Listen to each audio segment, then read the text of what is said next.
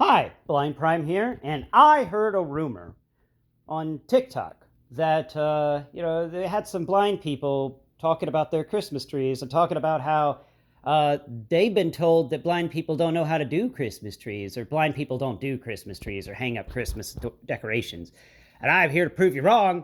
I got Christmas hat on my Christmas tree because I don't have an angel or a star, so I use a Christmas hat. Nice. It's my nice Christmas hat too. I don't wear the nice one for my videos. Yeah, I'm weird.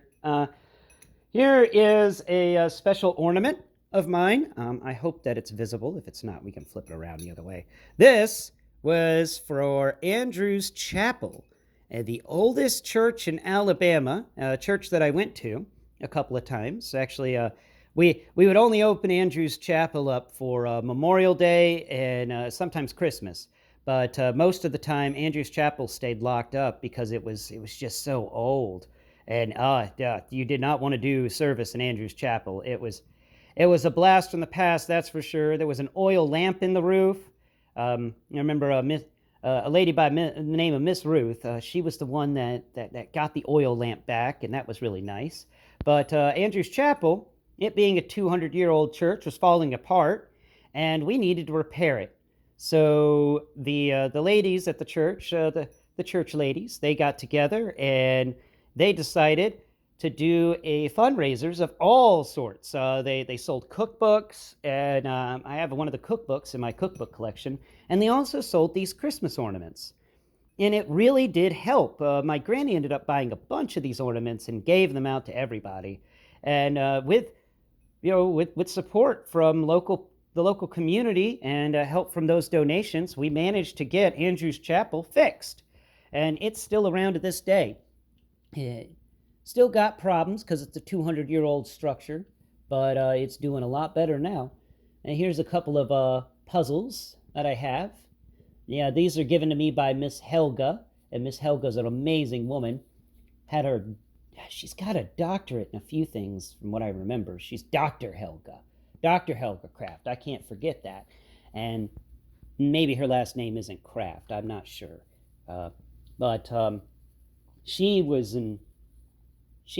a lovely lady. She just turned 80 recently, and she was one of the founders of and this is a feather we got from a wedding.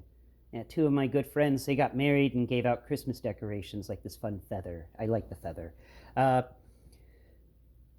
So Miss Helga, Dr. Helga, created the Women's Study program at the University of Florida. A very interesting woman, and man, she is a cool lady too. Me and her read Infinite Jest together and talked about it a lot. She is awesome. Love that little old lady. And my roommate is actually, it's her grandmother. She's his grandmother. Slip of the tongue there. And she invited him to go to Christmas with her in Berlin. And I told him to get on the plane because that's his grandmother. And, well, we always got to go when our grandmothers call.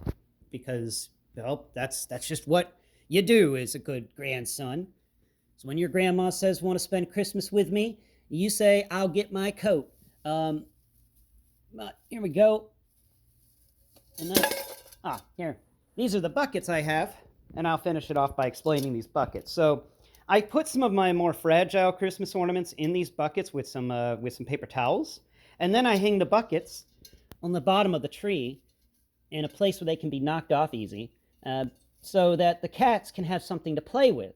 Because they always want to play with the Christmas ornaments, and I figured if I give them a Christmas ornament to knock off the tree at the lower levels, then they're not going to try and knock the fragile ones off, like this really fun-looking or really fun textured glass bauble thing.